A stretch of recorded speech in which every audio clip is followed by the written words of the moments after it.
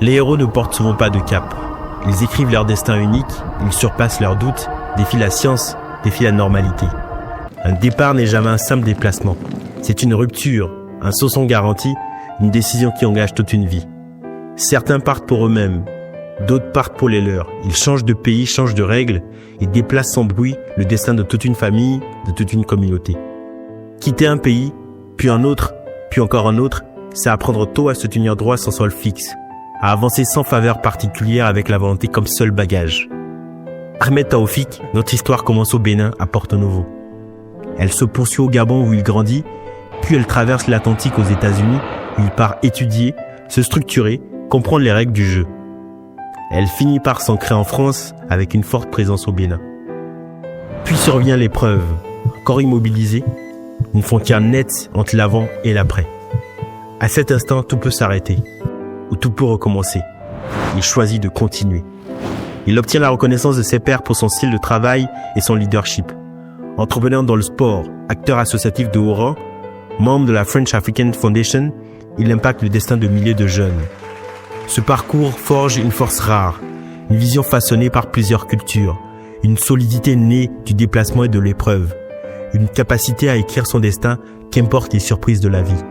Je vous l'ai dit, les héros ne portent souvent pas de cap. Ahmed Taoufik en est un.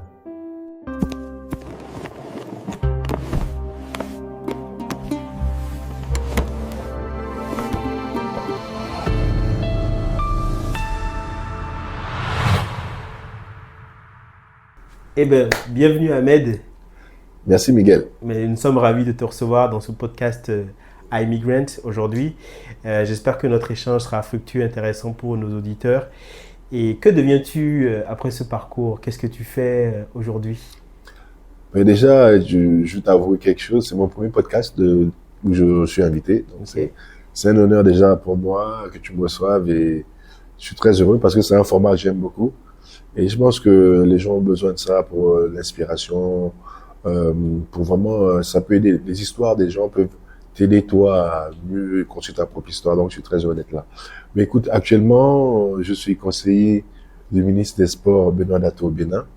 Donc, je suis en charge de la jeunesse, des loisirs et particulièrement du handisport.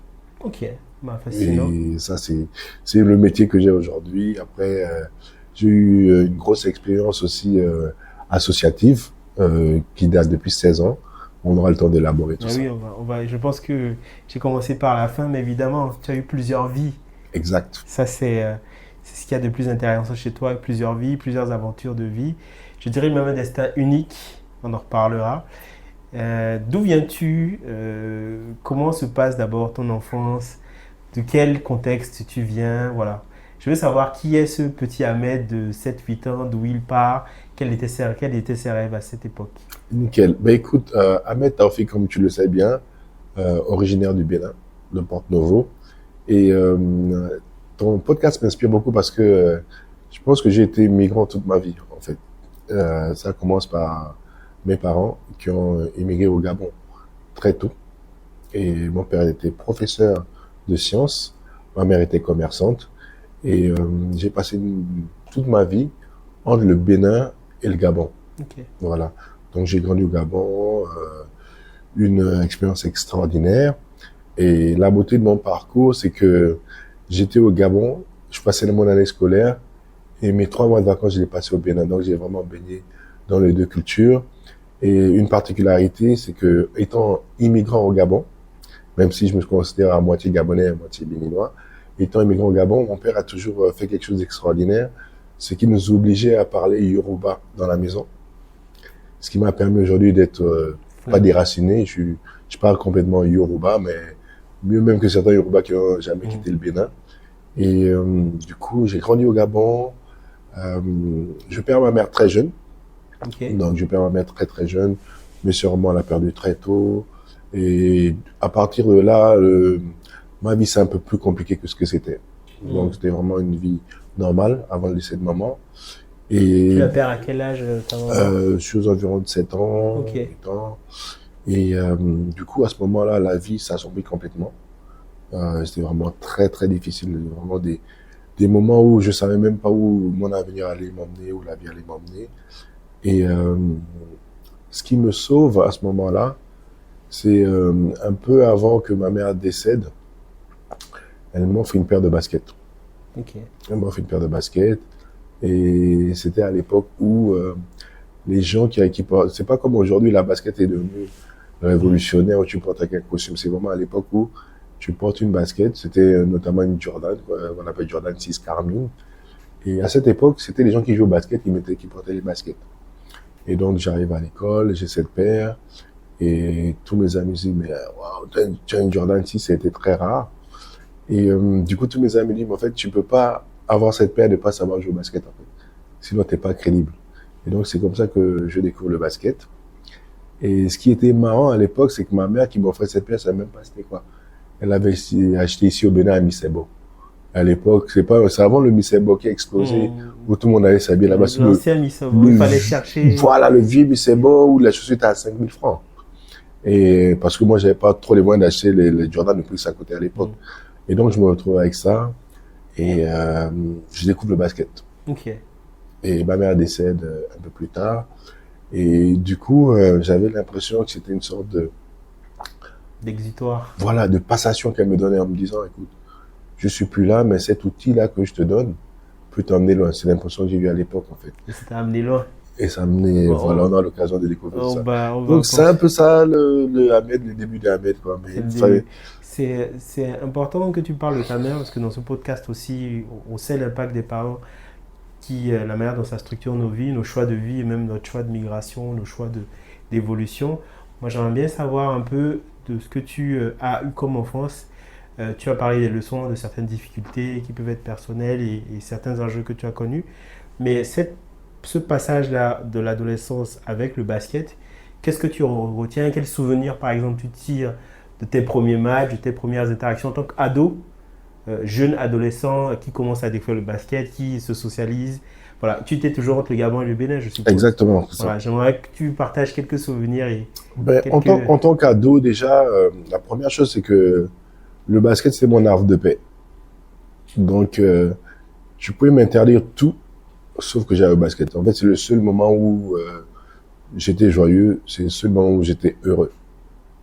À part ça, il n'y avait pas d'autre endroit. Et donc, du coup, j'ai multiplié les heures d'entraînement, j'ai multiplié les moments d'entraînement, et ce qui m'a valu vraiment une progression fulgurante. En fait, je passais des heures et des heures.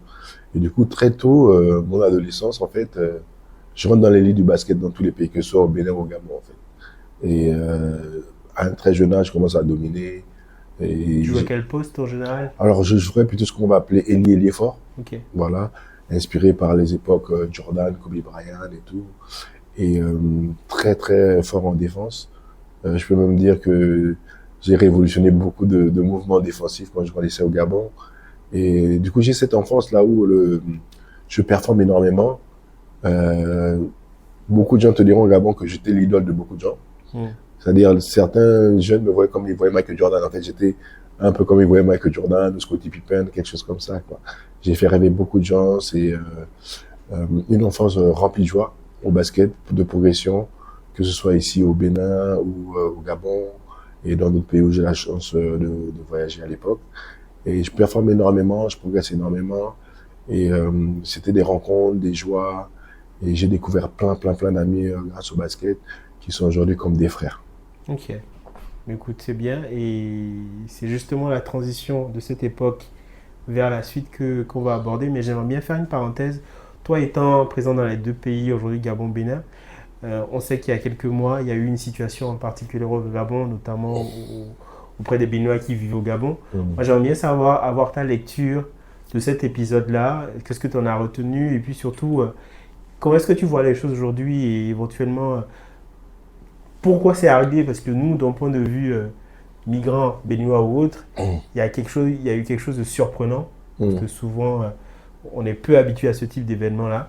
Mais toi, ayant vécu là-bas, j'aimerais que tu nous donnes ta lecture des événements, de ces petits échanges qu'il y a eu, échanges tendus. C'est très pertinent ta question. Déjà, pour te dire, moi, mon père vit toujours au Gabon. Ok. Pour te poser le cadre, c'est chez moi. Ok. Et j'ai de la famille là-bas. Mes meilleurs amis d'enfance sont là-bas. En fait, on vit dans une ère où les réseaux sociaux amplifie beaucoup de choses. Et beaucoup de gens ne prennent pas le temps de discerner l'information qu'ils reçoivent. On reçoit plein d'informations. Et il y a beaucoup d'amalgames, il y a beaucoup de décisions rapides qui sont prises. Et du coup, ça fout un peu le chaos un peu partout. Pour moi, le Gabon, C'est ton pays, quoi. c'est mon pays. Et en plus, beaucoup de gens ne se rendent pas compte, mais moi, c'est un pays qui m'a ouvert l'esprit sur plein de choses. C'est un des rares pays africains à être cosmopolite. Les gens ne se rendent pas compte. Ayant grandi au Gabon, moi, quand j'ai grandi, par exemple, au Bénin à l'époque, il n'y avait pas beaucoup d'étrangers au Bénin. Les gens ne se rendent pas compte aujourd'hui. Le Bénin est multiculturel, mais avant, tu croisais rarement les étrangers au Bénin. Mais moi, j'ai grandi au Gabon depuis... au CP, j'avais déjà des nationalités que j'avais jamais entendues. C'est un pays carrefour, en fait. Il y a exactement. C'est un pays carrefour. C'est un pays aussi riche financièrement. C'est un pays pétrolier qui a une faune, une flore extraordinaire, des gens extraordinaires. Et du coup, c'est aussi un pays où, économiquement, c'était plus élevé que les autres pays africains d'Afrique francophone. Jusqu'aujourd'hui, si tu vas voir les datas, le Gabon a l'un des meilleurs PIB d'Afrique entière. Pour le nombre de personnes en plus qu'ils sont. Exactement. Et donc, du coup, c'est un pays qui a toujours drivé beaucoup de nationalités. Moi, j'ai grandi avec des Camerounais, avec donc, du coup, des Gabonais, normal, des Béninois, des Centrafricains, des Angolais, des Tchadiens. J'ai grandi avec des Nigérians, des Nigériens, des Mauritaniens. J'ai eu des classes, j'avais une copine à l'école son père était l'ambassadeur de Mauritanie au Gabon. Et donc, tu vois déjà, beaucoup d'Africains n'ont pas la chance très tôt de rencontrer toutes ces nationalités-là, quel que soit le pays. Et donc, le Gabon, c'est un pays qui était toujours accueillant et riche. Et donc, du coup, pour moi, si je dois résumer cet épisode-là, c'est de ne pas résumer une personne, parce que je pense que c'est perdu, on va pas aller dans les détails, de quelqu'un qui a fait une vidéo et après, bon, c'est devenu viral. En fait, on va pas résumer tout un pays sur une personne ou deux personnes. Absolument. Et ça, je trouve ça dommage parce que pour moi, c'est chez moi. Et moi, j'ai plein d'oncles qui sont mariés, j'ai plein de cousins gabonais, béninois. Voilà, c'est des pays qui sont mixtes. En plus, les gens se rendent même pas compte parce que beaucoup de gens ne sont pas, comme on dit, student of the game. C'est pas des gens qui ont étudié l'histoire des pays. Moi, mon père a 50 ans au Gabon. Ouais, donc il a plus de la moitié de sa vie au Gabon. Mon père a enseigné 3 générations. Quand mon père partait à la retraite, il enseignait des gens qui disaient « Monsieur, vous avez enseigné ma grand-mère. » Tu vas dire quoi à un monsieur comme ça, en fait? Qui n'est pas gabonais? Tu vois? Et donc, c'est un peu cet amalgame que les gens font. Pour moi, c'est un pays magnifique. J'ai des amis là-bas. J'ai été il y a 3 ans. C'est un pays où j'ai fait des camps de basket. J'ai impacté plusieurs jeunes. Parmi les jeunes que j'ai aidé à aller jouer au basket à l'étranger, les tout premiers jeunes à qui j'ai donné l'opportunité de voyager, c'est des jeunes gabonais. Donc, du coup, voilà. Pour moi, c'est les réseaux sociaux, c'est les gens qui veulent du buzz, qui veulent des likes, qui veulent des followers. Ça n'a rien à voir avec un pays extraordinaire que je connais et que je pense qu'il y a beaucoup, beaucoup de potentiel. Et je peux te dire que vu les langues qu'il y a là-bas actuellement, on va entendre parler du Gabon bientôt. Très, très haut niveau. Bah, c'est bien, mais merci. Je vais faire cette parenthèse là par honnêteté intellectuelle parce qu'on est dans le podcast des migrants du monde, qu'ils soient, et justement en tant que migrant, je devais te poser cette question-là. Donc, parenthèse fermée, merci pour ta réponse claire. On va passer à la suite donc, de ta vie, de ton parcours. Comment est-ce que tu quittes le Gabon et où tu vas après le Gabon? Écoute, après le Gabon, j'ai fait un petit séjour en France. Où c'était un séjour vraiment où j'étais un peu en quête de mon identité, de ce que je voulais faire et tout. Et après ça, c'est là-bas où je découvre l'opportunité d'aller aux États-Unis. Donc je rencontre, voilà, comme je disais, j'ai baigné dans un environnement multiculturel. Du coup, quand j'arrive en France, je suis pas perdu en fait. Je me fais des amis un peu partout. Et c'est de là-bas qu'avec des amis camerounais, ils m'aident à trouver l'opportunité d'aller continuer aux États-Unis. Et donc, c'est là-bas que j'ai une bourse pour aller continuer sport-études, pour aller continuer aux États-Unis. Donc, je vais dans un high school dans le Kentucky où je performe. Je fais une année extraordinaire. Et malheureusement, je me fais les ligaments croisés. Donc, quelque chose qui me met à terre mentalement. Donc, c'est quoi? C'est plusieurs mois hors du parquet, de rééducation, d'opération. Et de là, je me remets quand même de cette épreuve-là. Et... On peut faire un focus sur cette époque-là, parce que ton arrivée aux States, c'est toujours pour un jeune Africain francophone, les changements culturels. Comment se passent tes premiers mois là-bas? Parce que moi, je trouve que les transitions francophones-anglophones, notamment quitter un pays francophone africain, français, puis américain, les changements peuvent être un peu brutaux.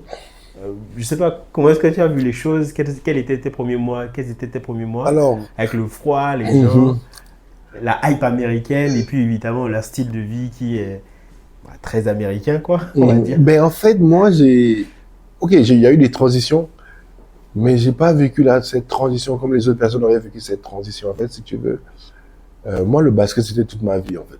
Je vivais, je respirais, je dormais, je me réveillais basket. Ok. Et donc, très tôt, j'ai découvert une culture que je me suis appropriée rapidement. En fait, moi, les gens qui m'ont connu, s'ils te disent quand petit, ils disaient j'étais là. Moi, je me prenais pour un Américain dans ces pays-là. Donc, je vivais, je connaissais tous les rappeurs de l'époque, je connaissais toutes les villes, je connaissais la majorité des villes américaines. Je pouvais te citer déjà toutes les capitales, tous les États américains. Oui, je connaissais tout. Tu baignais dans l'esprit américain. Voilà, quoi. Donc, certaines choses que j'ai découvertes là-bas, je les connaissais quasiment. Tu vois. Pour te faire une confidence, quand je vais aux États-Unis, quand je postule pour le visa américain, l'une des choses où j'ai bluffé l'interview, c'est que en fait, je fais l'interview, me demande qu'est-ce que je vais faire aux États-Unis, les études, le sport, nanana. Et à la fin, déjà mon entretien avant d'aller, je l'ai fait en anglais. Ok. Oui, donc tu avais un bon niveau. Voilà, donc je m'étais mis à bosser. J'étais pas comme je suis aujourd'hui, tu vois, mais je peux tenir une petite conversation de quelques minutes. Donc déjà ça, le jour de mon entretien, la majorité des gens l'ont fait en français. Du coup, celui qui faisait l'entretien qui me demande, vous voulez faire en français ou en anglais? Moi, je dis en anglais. Tu vois, je balbutinais un peu, tu vois, c'est pas fluent. C'est osé, ça montrait que tu avais quand même un niveau d'assurance. Exactement. Donc déjà, lui, je me suis dit, oh, le gars, il va là-bas, il se débrouille déjà, c'est pas mal. Et là où je bluffe l'intervieweur, c'est que à la fin, on te dit toujours, est-ce que vous avez des questions? Donc toujours, tout le monde panique à cet endroit-là. La majorité des gens te disent, non, j'ai pas de questions, merci, et ils s'en vont. Et moi, quand il me dit ça, je dis, oui, bien sûr. Et je dis, where you from? Tu viens d'où? Et tu vois, c'est osé quand même. Ouais, non, t'es en panique à ce moment-là. Tu veux juste rentrer chez toi, dire, faire les prières, que la foi, que tout, vous savez. Et moi, je dis, where you from? Et donc, il me dit, I'm from Arkansas. Je dis, really? Et là, je dis, oh, tu étais à l'université d'Arkansas? Il dit, oui. Et là, je dis, are you a Razorback? Il dit, yeah, how you know that? Tu vois, le Razorback, c'est un peu le facochère, tu vois. Ok. Et c'est l'emblème de l'université d'Arkansas. Ok, je comprends. Okay. Tu vois, moi, je connaissais toutes les grosses facs, je connaissais leurs emblèmes, et il est bluffé. Mais comment tu connais ça? Tu vois, je dis, mais attends, je connais bien l'Arkansas, Bill Clinton est gouverneur, nanani, nanana. Le mec, il est ouf de ça, quoi. Et on parle basket à la fin de l'interview. Tu vois, j'ai dit, mais ils étaient en finale contre UCLA en telle année, ils perdent comme Fed O'Bannon et Ed O'Bannon. Tu vois, il est complètement fou, quoi. Il dit, mais. Ouais, il était surpris de voir. Il était surpris qui connaît et tout, tu vois. Il s'est dit, bon, il sait de quoi il parle, il sait où il va et c'est ce qu'il va faire, ce gars, tu vois. Et je pense que c'est un des moments qui ont fait basculer mon obtention de visa. Et pour te dire, même la petite anecdote, c'est que normalement, les documents que j'avais, parce que tu dois avoir quand même des bank statements dans tes trucs. Et moi, j'avais les documents bank de la banque de mon père qui n'étaient pas top. Normalement, avec les revenus de mon père, même si j'avais un truc sport études, ça passait pas. Et ils m'ont autorisé à pouvoir amener les documents d'une autre personne, d'un autre sponsor. Ok. En temps normalement. Tellement, ils avaient confiance en ton profil. Exactement, mon projet. Et en temps normalement, quand c'est pas bon, ils parlent même pas à ces gens-là, tu vois. Oui, les Américains sont très durs. Ah ouais. Et donc, tu vois, c'est la petite anecdote qui me permet de dire, ouais, j'étais quand même prêt, j'étais bien préparé, j'avais un projet sûr. Et aussi, moi, dès tôt, je pensais, en fait, en allant aux États-Unis, j'avais mon projet, c'était vraiment d'aller acquérir le maximum en termes de basket, en termes d'études. Tu visais haut aussi. Je visais haut. Une ligue. Exactement, je visais haut comme tout le monde, j'avais mes rêves. Mais j'avais toujours au fond de moi ce truc de aller en magazine à connaissance et revenir. J'ai toujours eu ça quand même au moment. Ok. Donc sur la période États-Unis, basket, donc tu arrives au lycée, tu fais tes cours, il y a ta blessure. La suite se passe comment? Tu te remets, tu refais d'autres saisons après la blessure des ligaments? Oui, du coup, en fait, ce qui se passe, bon, ça fait partie du game. Donc au départ, tu te fais recruter par des grosses facs, il y a des bourses qui sont là, qui sont promises à toi et tout. Du coup, tu es un peu bien. Et du coup, en fait, pour t'expliquer la blessure, en fait, je vais à un gros tournoi. C'est un tournoi où tu as tous les grands coachs. Et en fait, j'avais des propositions qui étaient OK, mais qui n'étaient pas les propositions de rêve. Du coup, je me dis, tiens, j'ai quand même dit de me donner une belle opportunité dans une grosse fac.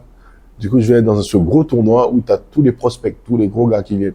Et donc, c'est le tournoi où tu performes, tu passes au next level, quoi, tu vois. Et c'est de ce tournoi où je me fais des ligaments. Au tout début. Et donc, du coup, c'est la descente aux enfers, en fait, tu vois, parce que tous ces grosses facs qui te recrutent disparaissent. Ouais, donc même si psychologiquement, c'est un choc. Ah, c'est un gros choc psychologique, tu vois. En fait, tu passes d'une hype où tu es un peu au sommet, au niveau où tu disparais. Parce que les coachs qui t'ont vu à ce truc-là, qui te suivent, ils t'appellent, en disant, tiens, on a un petit entraînement, on veut te voir et tout. Ah, coach, je suis blessé. Ah, ok, on te rappelle. Et ils te rappellent plus jamais. Du coup, tu passes 6 mois, 1 an, où tu es vraiment down. Et malgré ça, moi, je me suis dit, tiens, je vais me remettre. Donc, je me suis remis à bosser. Et là, il y a un coach qui m'appelle, qui me fait confiance, qui me dit, tiens, je vais te donner une autre chance. Mais ça, c'est dans ce qu'on appelle un community college. Donc, une petite fac. C'est l'équivalent d'un bac+2. Et donc, c'est là-bas où je reprends le basket tranquillement. Je reprends ma passion quand même. Je m'entraîne de fou. Et par contre, là-bas, j'avais plus de bourse. Tu vois. Et du coup, là-bas, je devais payer moi-même la scolarité. Donc, ma femme aussi, qui était ma petite amie à l'époque, qui m'a aidé beaucoup financièrement. Pour te dire, mon schedule là, à cette époque-là, je me réveillais tôt le matin, je bossais dans une compagnie qui construisait des maisons. Donc, j'étais un peu l'homme à tout faire, qui balayait, qui ramassait les clous, qui aidait à mettre la colle pour faire la plomberie, rentrer les tuyaux. Je suis vraiment l'homme à tout faire, en fait, le larbin un peu de ce business-là. Je faisais ça en tu travaillais pour financer tes Exactement. J'avais deux boulots. Donc, je faisais ça de 5h à 8h du matin. 8h ou 8h30, je quittais là. Je fonçais à l'université. Je restais à l'université jusqu'à peut-être 17h. 17h, je me reposais un peu. 18h, on allait à l'entraînement. Entraînement jusqu'à 20h. 20h, non! J'avais un autre petit boulot dans la fac. Oh. Ouais. Ah, c'est vraiment big balls, comme on dit. Ah non, mais je dis, moi... tu en voulais, quoi. Ah non, mais j'en voulais de ouf. Pour te dire, donc du coup, au départ, j'avais un boulot qui était moins... Bon, après, c'était pas contraint, mais de boulot. Au début, j'avais un boulot, j'étais au téléphone de 20h à 22h, où je vais appeler les anciens élèves pour les demander de financer l'université. Pour les scholarships et tout ça. Scholarship, j'appelais, ouais. Voilà, on a une liste des anciens élèves, on devait l'appeler pour qu'ils financent l'université. J'ai eu ça, et après, j'ai quitté ça, je suis allé dans un autre boulot où j'étais responsable du labo informatique. Donc là, bon, c'est des boulots un peu chill, hein. De temps, c'est mettre le papier dans l'imprimante, je viens avec mon PC, j'ai aidé un peu les autres gars et tout. Et je quittais ça vers 22h, 23h pour rentrer à la maison. Et là, je devais aussi faire mes devoirs, si j'avais des examens préparés, tout ça. C'est fascinant parce que beaucoup d'étudiants étrangers, que ce soit même comme toi, sportifs de haut niveau, c'est beaucoup de choses qu'on vit, notamment ceux qui travaillent à côté de leurs activités estudiantines ou parallèles, qui font des fois des boulots durs mais qui s'accrochent. Je pense que le mental aussi d'un vrai immigrant, d'un migrant, c'est aussi sur ces aspects-là qu'on le voit. Parce qu'en fait, comme j'ai dit, tu en voulais donc faire des grosses journées pendant des mois et des mois. Et pour des pays, des fois pour un environnement qui ne correspond pas à son niveau d'éducation. Carrément. Parce qu'on côtoie des fois des gens qui ont peut-être une vision un peu, sans être condescendant, mais un peu simpliste de la vie ou qui ne sont pas très corrects. Et qui peuvent des fois avoir des comportements un peu dédaigneux, un peu humiliants ou pas forcément respectueux. Et beaucoup d'étudiants à qui, je pense que beaucoup vont se retrouver dans ce parcours-là. Moi le premier, mais moi je pense que c'est aussi la force des gens comme toi, c'est de pouvoir passer ça. Mais ton point est important. J'ai une petite anecdote pour toi, carrément par rapport à ça. Donc, du coup, je fais cette fac-là à New York. Donc, on a une ville qu'on appelle Poughkeepsie. C'est au-dessus de New York City. Mais c'est dans New York State. Okay. Je fais 2 ans et demi là-bas. Et de là-bas, donc, je bosse, je cravache. Je suis capitaine de mon équipe. Déjà, j'étais capitaine de toutes mes équipes dans toute ma life, tu vois. Et donc, là-bas, je fais des belles performances. Et mes coachs, ils dispatchent mes vidéos partout, tu vois. Et un jour, on m'appelle. Comme je te dis, cette école, là, c'était 2 ans, tu vois. Un jour, mon coach m'appelle, il dit, il y a une école, ah non, j'ai 2 anecdotes. Déjà, j'ai un mentor qui s'appelle Robert Hitchin aux États-Unis. C'est quelqu'un qui m'a pris sous son aile très tôt, qui me conseillait. Et quand il appelle l'école, j'habitais chez lui. OK? De chez lui, il avait un home cinéma dans le sous-sol. Et donc, on regardait des films cultes, on regardait plein de trucs avec lui. Et là, donc, je rentre en vacances chez lui. Tiens, j'ai un film trop intéressant pour toi qui s'appelle The Great Debaters, les grands débatteurs. Okay. C'est un film avec Denzel Washington. Et dans le film, il parle d'une petite université noire américaine qui est dans le Texas, qu'on appelle Wiley College. Okay. Et c'est ce qu'on appelle au State HBCU. C'est les écoles noires, en fait. Oui, ok. Les universités, les universités afro-américaines. Exactement. Exclusivement en grande partie des afro-américains. Voilà, 90-95%. On regarde ce film un gros film de ouf qui est trop bien. Et je finis les vacances, je rentre à New York pour voilà, un peu, je sais pas où je vais aller, je sais pas trop le next step, tu vois. Et là, mon coach me dit, tiens, il y a une fac qui t'a appelé et tout, il faut qu'on les rappelle, il y a peut-être un truc pour toi. Et donc, j'appelle le coach, et tu sais quoi, Miguel? C'est Wiley College qui m'appelle, qui m'offre une bourse. Okay. L'université que j'ai vue dans le film, c'est peut-être une semaine avant, quoi. Et donc, c'est comme ça que je quitte New York pour le Texas. Et c'est vraiment la première fois où j'ai une full scholarship. Ok. Où je ne payais rien. Plus rien. Tu rentrais maintenant dans la bourse normale. La bourse normale, tu vois, genre, je joue au basket, mes études sont payées, ma nourriture est payée, limite même on me donne les habits, parce que tu as les habits de l'équipe, où tu pouvais te concentrer à fond sur tes études, à fond sur le basket.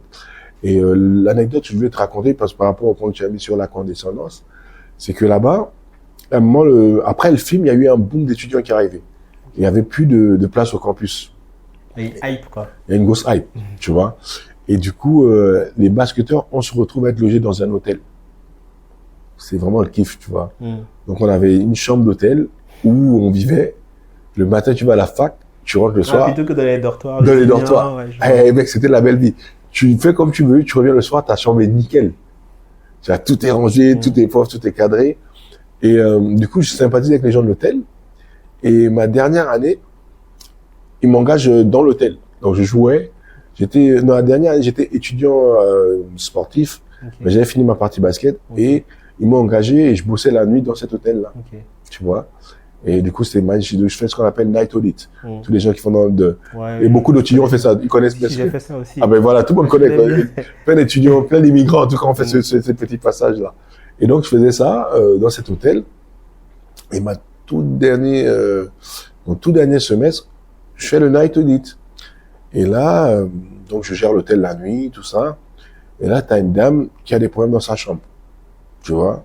Donc, elle appelle le front desk, moi qui décroche, machin, comme tu es très condescendante, limite elle t'insulte et tout. Ouais, tes trucs ne marchent pas. En tout cas, je fais tout pour que ça marche. Très mal poli. Bon, bref, je laisse tomber. En tout cas, je lui trouve une autre chambre. Moi, je trouve la solution. Tac. Tout se passe bien. Le lendemain de cet incident-là, c'était la cérémonie de remise de diplôme. OK? Et vu mon parcours, j'avais un parcours académique excellent. Donc, je performais sur les parquets. Mais je peux performer en classe aussi. Ok, ce qui est exceptionnel. En général, ça va de pair. Souvent, ouais. Souvent. Les très bons sportifs sont d'excellents. Et pour aller au-delà de ça, les très bons sportifs immigrés, on a encore un truc en plus, quoi. Tu vois, en fait, on a le devoir de performer partout. On a ce devoir de représenter nos familles, représenter nos pays. Tu vois, on donne un peu plus que les immigrés américains pas les Américains qui sont là, tu vois, parce que nous, on en veut, tu vois. Et du coup, je suis magma cum laude. C'est genre, tu vois, c'est le top level. Je suis dans le top 2, top 3 de l'école, tu vois, en termes de, tu vois, j'ai ce qu'on appelle des moyennes très, très performant, tu vois. Et donc, cette dame-là, en fait, me découvre à la cérémonie dans les 2-3 meilleurs étudiants de toute l'université. En temps, elle était venue pour la graduation de sa fille, qui était genre loin derrière moi, un peu dans les, je sais pas, 500 et quelques, tu vois. Moi, je suis top 1, top 2. Et là, elle me revoit. Et elles font complètement, elles s'excusent quasiment, limite, en pleurs, quoi. Ouais, parce qu'elle était surprise de voir que la personne... Tu vois, le mec qu'elle a maltraité la veille, en mode un larbin qui est juste toute sa vie. En fait, c'est ma vie, c'était de travailler à l'hôtel. En fait, c'est un étudiant brillant qui est le capitaine de l'équipe, qui est peut-être une des fans de son enfant qu'elle a fait supporter, quoi. Carrément. Mais écoute, franchement, c'est top et c'est vraiment inspirant. Je pense que beaucoup de gens vont se retrouver dans cet épisode-là. Et donc, ça permet de faire une belle transition sur cette fin. Comment se passe tes pas dans la vie professionnelle hors basket? Et où tu vas? Qu'est-ce qui se passe à ce moment-là? Bah, écoute, déjà, à ce moment-là, donc, je finis mon bachelor. J'ai mon diplôme de business. Et à la base, je voulais quand même rester un peu plus longtemps aux États-Unis. Donc, je suis resté. J'ai travaillé pour mon mentor 1 an. Et après, je voulais faire mon master au State, mon MBA. Et finalement, il coûtait trop cher le MBA aux États-Unis. C'est du $40 000. Bon, bref, tu connais un peu. Et donc, finalement, avec ma femme, m'a dit, écoute, il faut rentrer en France. Parce que un truc important que j'ai pas mentionné, c'est que tout mon séjour aux États-Unis, je viens de la France aux États-Unis. Hein. Okay. Donc, ma compagne, elle était en France. Okay. Elle venait passer du temps au States. Moi, on a fait 7 ans comme ça, à l'un séparé de l'autre. Donc, on naviguait comme ça. Donc, on s'est beaucoup accroché. Et du coup, finalement, on décide de rentrer. Elle me dit, non, c'est bon, rentre en France, on revient en France. On te trouve un billet ici, et puis on commence notre vie entre guillemets ensemble, tu vois. Et donc, ouais, finalement, on décide ça, on trouve un billet à Paris, moins cher, largement moins cher que celui des États-Unis. Et c'est comme ça que je débarque en France pour la vie familiale. On commence, on vit ensemble en couple à Paris, et moi je fais mon MBA. Ok. Et tu sais, ça fait partie des beautés de ma vie. Un jour, donc du coup, je me balade à Châtelet. Et je tombe sur une boutique Nike. Et donc, je dis, tiens, écoute, avec mon background de basketteur au State, ma connaissance américaine, et étant fan de Nike, comme je dis depuis toujours, je connaissais vraiment toute l'histoire de Nike sur la pointe des pieds. Je dis, ça peut être bien que j'ai un petit boulot d'étudiant chez Nike, tu vois, pour combler un peu mes week-ends, gagner un peu d'argent, participer un peu à la maison. Et donc, je rentre dans la boutique et je vois un monsieur qui range un peu, là, que je salue d'ailleurs, William. Et en fait, c'était le directeur. Moi, je savais même pas que c'était le directeur.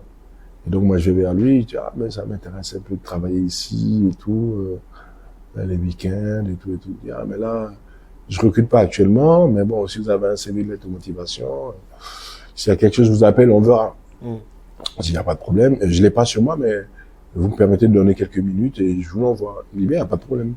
C'est à l'époque des cybercafés. Donc, j'arrive. Je vais dans un cybercafé, j'avais toujours tous ces trucs après sur moi, quoi. Et c'est pour ça, je fais une petite parenthèse. Je parle beaucoup avec des jeunes au Bénin un peu partout. Et ce que je leur dis, c'est il faut toujours être prêt, en fait. Tu vois. Et donc moi, je sors de là. Et les opportunités. Tu sais jamais où elle arrive. Pas deux fois. Bien sûr. Des opportunités uniques une fois. Exactement, tu vois. Et donc je sors de là, j'avais une clé USB, je vais dans un cybercafé, j'imprime mon CV et je tape une lettre de motivation là-bas directement. En français et en anglais. Je reviens, je lui tends 4 pages. Français CV, anglais CV, lettre de motivation en anglais, lettre de motivation en français. Le mec, il a jamais vu ça, quoi. Il regarde le truc, il dit, oh, c'est qui ce gars? En même temps, il me dit, écoutez, on va étudier ça, on vous revient. Il n'y a pas de problème. Je sors de sa boutique, il y avait une boutique Campeur à côté. C'était vraiment, les deux étaient côte à côte. Je rentre sur Campeur, je pitch les gars aussi, pareil. Ah, ok, ça nous intéresse. Tac, tac, tac. Bref, le temps, je laisse 2 semaines passer, 3 semaines. J'appelle Nike, il me dit, ah là, on n'a toujours pas et tout. J'appelle Campeur. Ah oui, on a peut-être un truc pour vous sur quelques jours, quelques week-ends et tout ça. Et tout. Ok, d'accord. Et là, je rappelle les gars de Nike. Je dis, écoutez, moi, il y a Campeur qui me veut. Mais moi, c'est vous vraiment avec qui je vais bosser, quoi. Il n'y a pas moyen de faire quelque chose. Et là, le manager, peut-être, tu sais quoi, donne-moi 2-3 jours, je te rappelle, ne va pas chez Campeur, attends un peu. Je dis, ok, j'attends. Et il me rappelle, il dit, Je sais pas encore sûr, mais j'aimerais que tu fasses un entretien avec mon assistant. Il dit, il n'y a pas de problème. Et pour te dire comment nous les immigrants, on en veut vraiment, quoi. Donc, à l'époque, pareil, je voulais pas rester sans rien faire. J'étais tombé sur une agence qui trouvait des gens pour faire plein de boulot. Ok. Plein de trucs. Quoi. Voilà, une sorte d'agent d'intérim. Non, c'est même pas. Je sais même plus. Ouais, je crois. Oui, c'est une agence d'intérim. Et donc, il me trouve un deal avec les cafés Malongo. Ok. Pour vendre du café, faire la promo du café. Et je fais une formation café. C'est un côté américain, ça. Ah, exactement. Tu vois, on lâche pas, quoi, tu vois. Je fais une formation café. Et là, je me retrouve à faire, tu vois, les gens qui distribuent, tu vois, un petit stand Malongo dans Monoprix, où en gros, les gens passent, tu pitches les gens, ouais, café Malongo, venez goûter, dans l'année, je fais ça, tu vois. Et je me rappelle, donc j'étais en costume, cravate, je suis chez Malongo en train de faire le café, appeler les gens dans Monoprix et tout. Et les gars, ils m'appellent, ils me disent, on a un truc pour toi, l'entretien, c'est à telle heure. Je peux pas dire ça au gars de Malongo, tu vois. Donc, ce que je me dis, je calcule ma pause, tu vois, donc je fais le taf, et là, je me dis, tiens, je quitte ma pause de Malongo, donc le timing, je cours vite, faire l'entretien à Châtelet, et dès que je finis, je recours vite à Malongo, tu vois. Et donc, le jour d'entretien, j'avais le dress code de Malongo, tu vois, c'était cravate propre, tu vois. Et donc, ce qui était ma chance d'ailleurs, tu vois. Je fonce à Châtelet, tac, je fais l'entretien que je défonce. En plus, à un moment, il veut me faire l'entretien en anglais. Je pète tout. 2 minutes après, il me dit que bon, c'est même, il dit, oh, comment ça l'entretien en français? Ok, let's switch in English. Je le défonce. Après, il dit, bon, revenez en français, parce qu'il voit que l'anglais, c'est fluette. Ouais. Tu vois? Quelqu'un qui a vécu au State. Exactement, tu vois, je défonce tout. À la limite, je l'apprends des trucs sur Nike que lui-même ne savait pas, tu vois. Il était fou. Et donc, je finis l'entretien, il me dit, ok, on vous rappelle. Donc, je repars faire terminer mon shift à Malongo. Tac. Et les gars, ils me rappellent quelques jours après. Ils me disent, écoute, on a beaucoup aimé ton profil et ça nous a tellement intéressé qu'on a cravaché pour trouver un budget pour te recruter. Mais par contre, on va pas te prendre en vendeur, on te prend en tant que manager sur 35 heures. Ah bah oui, ça tu prends ça, tu... Tu vois, je fais quoi? Il me dit, ouais, c'est ce qu'on a pu trouver. On pense que ton profil, c'est vraiment au-dessus de ça. Et donc, Miguel, je me retrouve à bosser MBA à temps plein, manager chez Nike à temps plein. Ouais, ça c'est du... C'est comme les journées quelques années avant, en fait. Je reprends le même truc carrément, tu vois. C'est 8h, 23h, quoi. C'est le même délire. Et donc, ce qui est sympa, c'est que mon manager, mon directeur à l'époque, il me dit, écoute, dès que tu as ton planning de MBA, tu me l'envoies rapidement et moi, j'adapte les horaires à ton truc. Et donc, du coup, les jours où j'avais pas cours le matin, j'ouvrais la boutique et je fermais, j'enchaînais à l'école. Okay. Et les jours où j'avais cours le matin, dès que je suis fini, je revenais à l'école et je faisais la fermeture. Ouais, c'est une vie intense. Hein. C'est une vie intense, quoi, tu vois. Après, et du coup, je vis cette vie intense-là. Okay. Et jusqu'au MBA. J'ai mon MBA. Et du coup, maintenant, quand j'ai mon MBA, je suis déjà manager chez Nike, en fait. Ouais, donc tu vois. Okay. Et je continue ma vie. Et du coup, ce qui est intéressant, c'est que j'ai toujours été fan de... En fait, j'ai jamais aimé les boulots où ça devient la routine. Il faut que je crée, il faut que j'innove, tu vois. Et chez Nike, j'innove énormément chez Nike. Pour te dire, s'il y a des gens qui travaillent chez Nike aujourd'hui, ils savent peut-être pas, mais je crée les formations sur les chaussures Jordan. Okay. Ça n'existait pas dans la boutique. Il y a plein d'anecdotes en plus sur les paires, voilà, Jordan, sur les couleurs des lacets. Donc, du coup, je forme tout le monde à ça, en fait. Et du coup, le chiffre d'affaires chez Nike jump. Parce que du coup, quand le client vient acheter sa paire de baskets, on fait tout le storytelling qu'il y a là avec. Et je fais des présentations PowerPoint à tous les employés avec. De telle manière que tout Nike Europe, ils voient comment les chiffres dans ma boutique explosent et ils se demandent pourquoi les chiffres explosent à Châtelet. Parce que il y a des gens qui ont été formés pour. Exactement. Et donc, du coup, on va là-bas et mon directeur fait, en fait, on a innové, Ahmed fait ci, il fait ça. Et du coup, tout Nike Europe a commencé à copier ce modèle-là. Et ça fait exploser les chiffres et tous ces jeux. Et c'est comme ça qu'un an après, je suis promu. Déjà, non, on a tellement explosé nos chiffres que moi, mon directeur et l'assistant directeur, on est promu à d'autres postes plus hauts. Tu vois, mon directeur devient directeur à la Défense, l'assistant directeur, il devient directeur dans le Marais. Moi, je monte sur les Champs-Élysées, tu vois. Ok. Voilà. Et en tout cas, de toute façon, comme j'ai dit au début, c'est plusieurs vies dans une vie.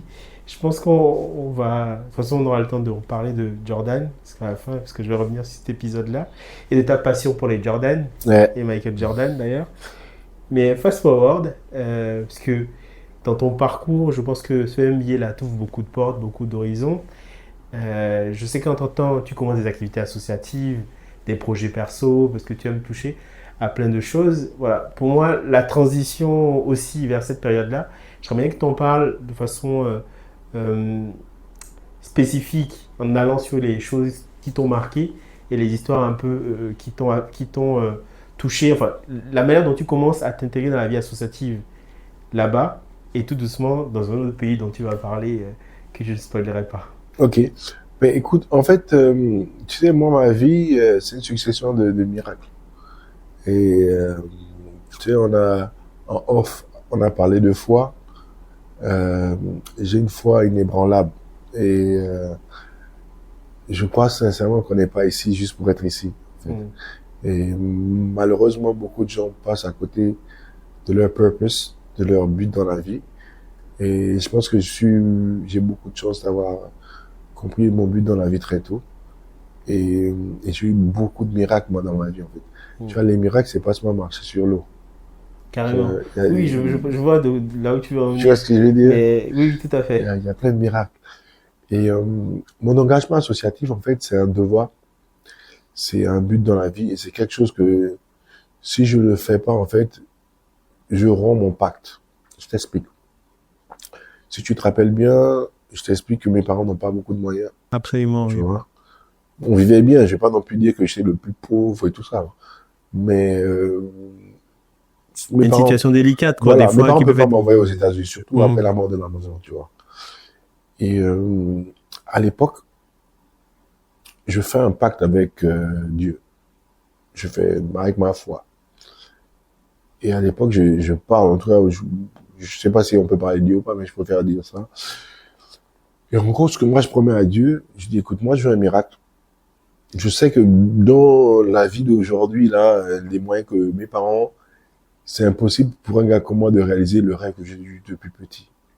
Et si tu m'aides à réaliser ce rêve, je te promets de dédier toute ma vie à aider d'autres jeunes à m'aider, à aider d'autres jeunes en Afrique en leur offrant des opportunités. Donc c'est la conversation que j'ai avec l'être suprême à ce moment-là. Et là, c'est fait une succession de miracles, en fait. Du coup, je te prends l'exemple, tu vois, je l'ai brossé un peu tout à l'heure, mais j'y reviens. Donc, quand on me dit d'aller chercher quelqu'un pour m'avoir un bank statement, ben, j'ai personne. Tu es d'accord qu'à part ton père, ta mère. Oui, parce qu'en plus, c'est des choses où il faut avoir. C'est important, c'est confidentiel, c'est pas, tu rencontres pas quelqu'un dans la rue qui te dit, tiens, voilà mes bank statements, tu vois. Et à ce moment-là, je rencontre une fille dont je suis allé à son anniversaire. C'était ici au Bénin, j'avais fait ma demande de visa. Et cette fille, je l'ai rencontrée et j'ai eu un sort de connexion, espèce de spirituelle divine avec cette fille-là. En fait, on m'a invité à son anniversaire. C'était la petite amie, un oncle à moi, de mes oncles à l'époque. Je vais à son anniversaire, on se rencontre et on a une sorte de coup de foudre, mais pas amoureux, mais spirituel. Et on fait connaissance. Et donc, la semaine où on demande, là, et j'ai une tante à l'époque qui travaillait dans une banque, et qui me dit, mais tu connais telle fille et tout? Je dis, oui, bon, je la connais pas vraiment, mais j'étais à son anniversaire la semaine dernière, on a eu un très bon feeling. Il me dit, elle peut peut-être t'aider. Et là, je l'appelle. Je dis, écoute, voilà, je suis dans telle situation et ma tante m'a dit que tu pouvais m'aider et tout. En fait, ma tante était gestionnaire de son compte. Ok. Et donc, je l'appelle. On se voit. Je dis, voilà, et tout. Voilà mon rêve, voilà mon projet et tout et tout. Et on m'a dit de t'en parler, quoi. Il me fait, écoute, je fais jamais ça. Mais si c'est pour toi, avec plaisir. C'est un miracle, ça, pour moi. Surtout que 2 semaines avant, vous ne connaissez pas. Ouais. Miguel, quand ma tante me remet ses bank statements, je regarde les comptes bancaires. Oh, c'était des millions de CFA dedans. C'est une jeune fille qui faisait des affaires, vraiment qui était brillante en tout cas dans les affaires, tu vois. quand j'emmène ces bank statements, des Kenry même sont bluffés par ça, quoi. J'aurais pas eu cette fille-là, elle serait jamais allée aux États-Unis. Pour moi, c'était vraiment la réponse que, Comme un miracle, quoi. ouais, que j'avais vraiment une connexion divine et que mon vœu était vraiment exaucé, quoi. Et donc, mon engagement associatif commence ce jour-là. Mais je savais pas comment. Quand j'arrive à New York, donc dans la fac, il y a les clubs. Tu vois, il y a plein de clubs, clubs étudiants, plein de trucs comme ça. Et je tombe dans un club, comment ça s'appelait ça encore? En tout cas, un student club, tu vois. Je crois que c'était, voilà. En fait, tu vois, ce qui se passe au State, c'est qu'à un moment, il y a des clubs pour les meilleurs étudiants. J'étais déjà dans les meilleurs étudiants. Je crois que c'est un truc Phi Beta Kappa, t'as plein de trucs avec les noms grecs, là. Et donc, je rentre Les dans ce club. fraternités, tout ça. Voilà, tu vois. Ça, c'était même pas une fraternité. C'est un club où tous les meilleurs élèves, on les mettait dedans. Ok. C'est différent encore de la fraternité. Ah oui, c'est vraiment juste un club élitiste. Voilà, voilà. En fait, c'est un club Phi Beta Kappa. Mais c'était genre, tous les meilleurs élèves. En fait, dès qu'on voit que tu as des bonnes notes, on t'envoie une invitation qu'il y a un club pour les meilleurs étudiants, un truc qui m'a intégré. Et j'intègre ce club-là. Et c'est un club, en fait, où il y a les notes, mais aussi l'engagement citoyen. C'est là où on commence à faire, nettoyer les rues, faire plein de trucs. Et c'est comme ça que je commence mon engagement associatif. Ok. Et ça, c'est ma première année d'après. Je deviens président de ce club. Un bon capitaine. Tu vois ce que je veux dire? Et j'ai même poussé au-delà de nettoyer les rues. J'ai même fait un toy drive, tu vois, où on a organisé une récolte de dons et de jouets pour les enfants à Noël que j'ai amené dans le plus grand hôpital de la ville où j'étais. On a passé du temps avec les malades, les enfants malades et tout ça. J'ai fait plein d'activités que j'ai mis en place là-bas. Et du coup, c'est là où je dis, mais tiens, il y a un truc. Et c'est donc comme ça, l'année où je vais maintenant au Texas, 2009, c'est là où je fais c'est la toute première fois que je fais mon premier camp de basket au Bénin. Donc, je fais mon premier retour au Bénin en 2009. Oh, ok. Ton Tu premier vois? retour après tout ce temps? Ouais. Ah ouais, bravo. Tu vois? Ça t'a dû te faire Mais de ouf. une explosion d'émotions, là. Explosion d'émotions. Et donc, du coup, je reviens au Bénin et j'ai gardé toutes mes chaussures que j'avais là-bas quand je jouais. J'ai pris des fringues chez des amis, quelques t-shirts à la fac, j'ai mélangé tout ça. Et je viens au Bénin, je fais mon tout premier camp de basket l'été 2009. Ok. Et depuis là, j'ai plus jamais arrêté. Puis, pas une année, ça s'est pas fait. Jamais de la vie. Même pendant le Covid. Jamais de la vie. Excellent. Donc c'est là mon engagement et c'est ma réponse à cette chance que j'ai eue dans Donc, les ton États-Unis. retour au Bénin se passe via l'engagement associatif, Bien bon. en fait, c'est... Oh, à la base, je suis en vacances, quoi. On voit un peu la famille, mais tu dis, bon, je vais pas revenir sans rien faire. Et donc, je fais camp de basket, je vais avec ma femme. Et elle étant infirmière, donc, je dis quand même son nom, Tatiana, puisque c'est vraiment quelqu'un qui a un impact important dans ma vie. Et elle avait fait éducation, VIH, santé. Et moi, j'ai fait la partie basket. Et c'est là qu'on commence notre engagement et qu'on crée l'association Enfants du Bénin Debout. Ok. De toute façon, on va en parler justement enfant du Bénin debout. Okay. Et donc, l'arrivée au Bénin, le retour, donc les camps de basket, c'est ce qui structure ton engagement. Tu l'as fait au Gabon ou c'est d'abord, tu as commencé par le Bénin? Bénin number one. Bénin d'abord, ok. Et là, depuis toutes ces années, ça continue? On n'a jamais arrêté. Ok. Ça fait 16 ans. On l'a fait au Gabon. On l'a fait en Centrafrique plusieurs années. Ok. Je l'ai fait au Burkina. Je l'ai fait au Togo. J'ai travaillé avec des gens au Ghana. J'ai travaillé avec des gens au Nigeria. Une vraie vision panafricaine de... Carrément. Écoute, on va arriver sur un chapitre, je ne dirais pas délicat parce que on a déjà longtemps discuté Ahmed et je pense que tu en parles très bien. Je vais te laisser conter cette histoire de tes propos. C'est quelque chose qui a changé ta vie. C'est un autre miracle, comme tu l'as dit, en réutilisant tes mots, je dirais un autre miracle. Et c'est, je crois, dans le cas d'un camp de basket, qui s'est passé un événement qui a changé ta vie. Mais avant ça, je pense que tu as aussi mentionné, je pense que tu as été lauréat de plusieurs prix, dont justement, je pense par rapport à cet engagement associatif, exact. Dont la French African Foundation, une des premières promos, je crois. Exact. Et donc, j'arrive sur cet épisode de ta vie qui a changé ta vie, encore une fois, avec une autre ouverture et peut-être même d'autres opportunités. En tout cas, quelque chose qui a ouvert un champ de possibles, de nouveaux possibles. J'aimerais que tu nous racontes cette histoire et comment est-ce que ça a été le miracle encore de ta vie. Puisque ce n'est qu'une succession de miracles, ta vie, comme tu l'as décrit. Exactement. Ben, comme tu l'as bien dit, donc mon engagement, comme tu as compris aussi, je pense que je suis pas arrivé dans le monde associatif en attendant des lauriers ou une récompense, quoi que ce soit. Moi, c'était, comme j'avais promis, impacter tous les jeunes Africains pour qu'ils aient des opportunités, les ouvrir les yeux, les aider à s'émanciper, à devenir, comment on dit en anglais, tu sais, il y a certains mots que j'aime bien en anglais, c'est plus pesant, plus fort. Help people to reach their full potential. Ok.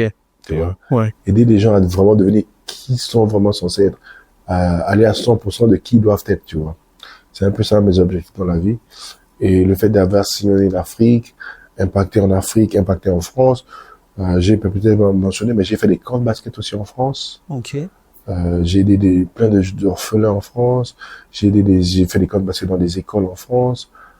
J'ai rénové un terrain de basket dans ma ville à Bagnolet, dans un quartier très difficile, la Fosse aux Fraises. Ok.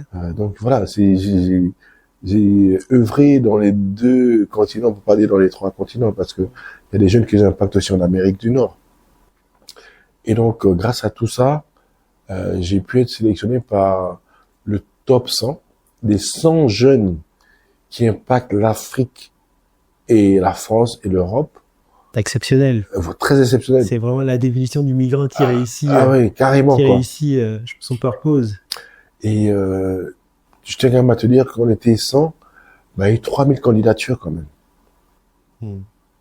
C'est dingue. Ouais, c'est la crème de la crème. De ouf. C'est Tu vois, quand on te sélectionne à ce niveau-là, je dis waouh, surtout que notre promo était parrainé par le président Macron et le président Macky Sall.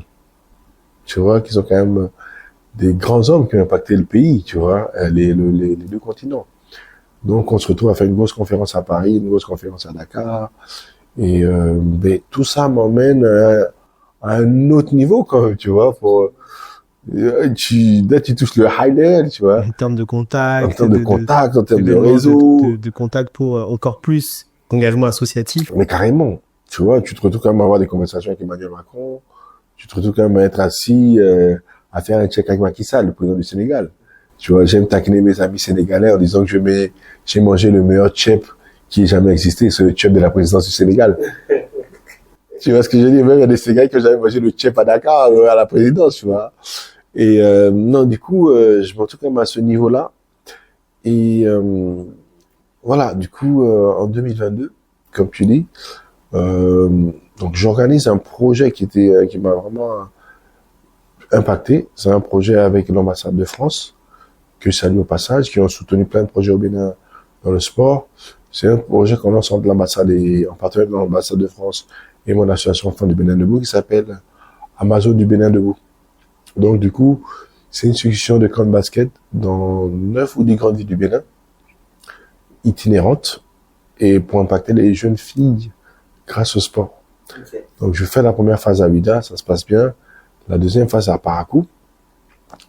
Et un truc très important aussi que je tiens à mentionner, et tu vas voir que toute mon histoire est toujours connectée. Et donc, dans mes débuts associatifs, j'ai toujours eu pour but d'apporter des surprises aux gens, aux enfants, et notamment des chaussures. Un peu comme le flambeau que ma mère m'a offert aussi.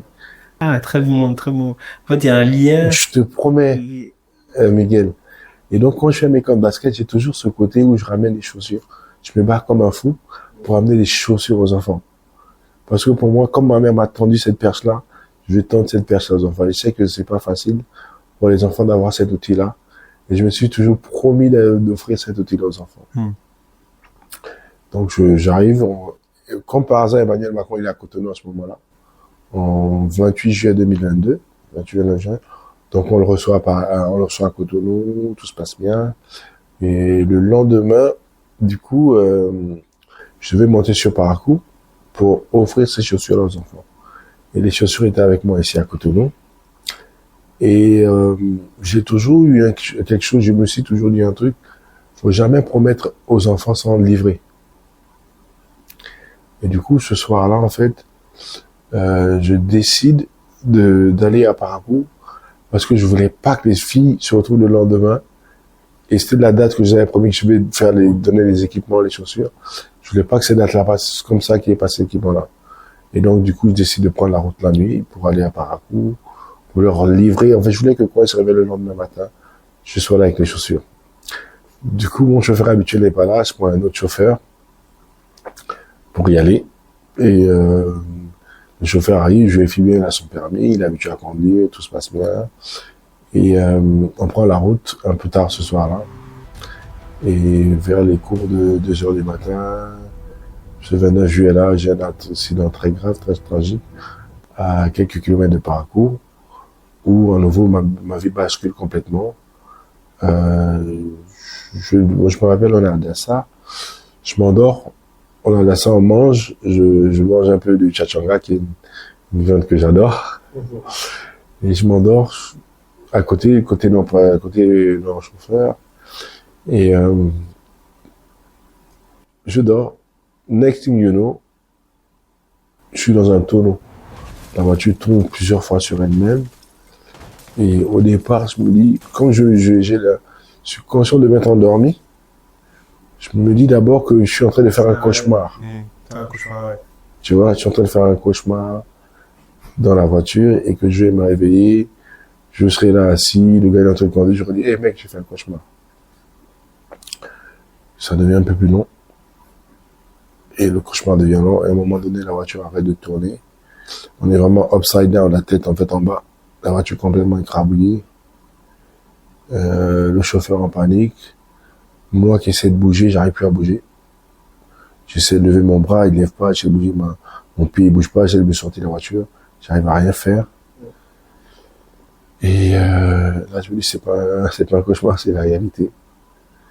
Et donc là, encore une fois, j'ai cette conversation-là avec l'être suprême. Ouais, avec l'être suprême. Et je lui dis, écoute, là, c'est pas la rigolade. C'est deux choses. Soit je suis mort, soit je suis encore vivant. Mais c'est deux choses. Si je dois mourir, Dieu, je veux que tu me prennes maintenant. Je sais que c'est la fin. Mais si je dois pas mourir, je veux juste que tu me permettes tu m'en fais juste deux choses. Parce que là, c'est très, très... Je sentais que c'était grave ce qui m'arrivait, mais je savais pas ce que quoi. Je veux juste que tu me permettes de revoir ma femme et mes enfants. Et là, je perds connaissance. Plein de choses qui se passent. Je retrouve connaissance. Je suis dans un dispensaire. Je vois... ah oui, au moment de l'accident, j'ai quand même une forme de lucidité bizarre, spirituelle, quoi. C'est une sorte de temps qui s'arrête. Le chauffeur qui s'affole. Et là, je lui dis, tu sais quoi? Prends mon téléphone, il est à tel niveau. Fais mon code. Et là, j'appelle tous les gens importants que je connais. L'ambassadeur de France à l'époque, Marc Bézi, que je connais bien. Les autorités que je connais au Bénin. Les amis que je connais au Bénin. Les amis que j'allais retrouver à Parakou. J'appelle tous les gens importants. Et là, tout le monde commence à s'appeler derrière pendant que moi j'étais inconscient. Et tout se met en place pour me mettre dans une ambulance de Parakou vers le CNHU. Quand je me réveille, je vois ces gens-là, ils sont autour de moi, des gens très importants, je ne vais pas mentionner leur nom, ils se reconnaîtront, qui mettent tout en place pour mon opération et après mon évacuation vers la France. Je tiens à te raconter une anecdote extraordinaire aussi. Quelques semaines avant, j'étais au CNHU et je travaillais sur un projet cure pour amener du matériel médical au CNHU. Et la personne qui m'opère, donc on me raconte après, quand le chirurgien arrive m'opérer, le neurochirurgien arrive m'opérer, il fait, mais c'est Ahmed ça. Et c'est après qu'on me raconte, tout le monde fait, mais comment tu le connais? Mais non, on travaille sur un projet pour l'hôpital et tout et tout. Et donc c'est ce monsieur-là qui m'opère carrément et qui en guillemets sauve ma vie. Et après, j'ai su rapatrier vers la France pour continuer les soins. Arrivé à Paris, je tombe dans le coma pendant 2 mois. Et je me retrouve, je me réveille quasiment en octobre. Ouais. Du 29 juin ouais, ou je sais plus combien d'octobre, ça, je me réveille. Et là, on me raconte tout ce qui s'est passé. Bon, j'ai eu des hallucinations, j'ai eu plein de trucs dans cette période-là où moi je voyais des trucs, quoi, que je ne voyais pas. Et donc, du coup, c'est comme ça que je me réveille en octobre. Je suis tétraplégique. Et je traverse un trou noir complet. Relevé de ça, je me dis, je sais pas comment je vais faire, quoi. Mais avec l'amour de ma femme, de mes enfants, je passe la foi, je passe 18 mois à l'hôpital. Je me rappelle mon début, je disais à ma femme, tout est noir, je suis dans un tunnel, mais je vois une lumière extraordinaire au bout. Et je sens que ça va aller après. J'aimerais bien que que tu nous parles un peu des choses qui ont structuré un peu ta force pendant cette période-là, qui t'ont permis de sortir du fameux tunnel que tu as évoqué, et avec qui, je pense qu'il y a peut-être la foi, il y a ta famille, il y a tes proches, il y a tes amis, il y a les événements. Alors, comment est-ce qu'on sort de cet épisode pour grandir encore et être encore plus fort après une aventure aussi unique, je dirais? Ouais, déjà, je tiens à le dire que le handicap, c'est super dur. Quand tu es habitué à être actif, à faire plein de choses, à courir, à jouer au basket, à jouer avec tes enfants, à faire plein de trucs, et tu te retrouves vraiment handicapé, c'est très, très, très difficile, quoi. Faut te dire, aujourd'hui, même malgré tout ça, là, aujourd'hui, au quotidien, c'est dur à vivre, tu vois. Vraiment dur. Mais à un moment donné, tu te dis, en fait, t'es là. T'as deux choix. Soit tu te laisses aller, soit tu essaies de faire quelque chose du temps qui te reste d'être là, quoi, tu vois. Et moi, je me suis dit une chose à l'époque, c'est que, imagine, Dieu a dit que je vais vivre jusqu'à 80 ans. Donc, ça dit que tout le reste de ma vie, là, il y a encore beaucoup de vie devant, et je vais vivre avec le handicap. Donc, j'ai deux choix. Soit je vis au maximum de mon potentiel à fond, dans l'état où je suis, soit j'ai une grosse partie de la moitié de ma vie à vivre misérablement, quoi.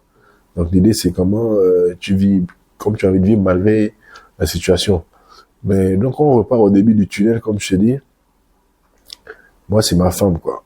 Ma femme, mes enfants, c'est vraiment ce qui était la force qui me disait, bon, tiens, bats-toi, essaie de t'en sortir. J'ai ma famille aussi, mes sœurs, mon père, qui étaient en backup, qui étaient là en soutien. Et après, à un moment donné, j'ai aussi tous les enfants que j'ai impactés, tous les gens que j'ai impactés dans ma vie. J'ai toute ma famille du basket, tous mes amis basketteurs, tous les gens que j'ai même joué une seule fois avec eux, qui étaient en soutien derrière moi. J'ai eu des messages, il y a plein de gens qui m'ont appelé. En fait, c'est une combinaison de tout cet amour-là. Comme dirait quelqu'un que je connais, en fait, un de mes amis qui m'a dit, en fait, c'est tout l'amour que tu as semé, en fait, qui est en train de revenir vers toi. Et je pense que c'est vraiment toute cette combinaison-là qui m'a donné la force de voir quand tu as à battre, voir quand tu as à résister et revenir. Pour te donner le simple exemple, mon fauteuil roulant actuellement, qui est un des fauteuils les plus, comment dire, les plus chers. C'est une voiture. C'est une voiture, tu vois ce que je veux dire. Et il coûte quand même 36 000 €. C'est pas remboursé totalement. Et j'ai dû faire une levée de fonds. Et il y a des amis, mais du monde entier qui ont donné de l'argent pour avoir mon fauteuil, quoi. Des amis qui jouent à NBA, des anciens joueurs à NBA, des amis de lambda ont mis 5 000, 10 000, 2 €, 5 €, 10 €, 20 €, 100 €, 500, etc., tu vois. Et c'est tout cet amour-là qui m'a dit, en fait, mec, lâche pas, quoi. Il y a des gens quand même qui t'aiment beaucoup et qui sont là pour toi. Ma femme qui est toujours là jusqu'aujourd'hui à m'encourager, à me dire, ouais, bats-toi, fais des trucs, ne lâche pas, sois là.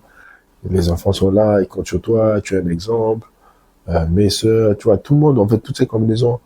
Tu sais, j'ai deux mots que je dis souvent si je dois résumer cette expérience-là, c'est amour et humilité. C'est les deux mots vraiment, si on me dit en deux mots, c'est vraiment tout l'amour que j'ai ressenti et toute l'humilité aussi que j'ai eue pendant toute cette période-là, quand tu te retrouves handicapé et que tu arrives même plus à faire les gestes basiques du quotidien, tu dois avoir les gens pour t'aider à le faire ça. Je pense que si tu n'as pas une sorte d'humilité, personne va t'abandonner, tu vas rester à te débrouiller seul, quoi. Donc c'est vraiment amour avec un grand A à ce moment-là qui m'a donné vraiment la force.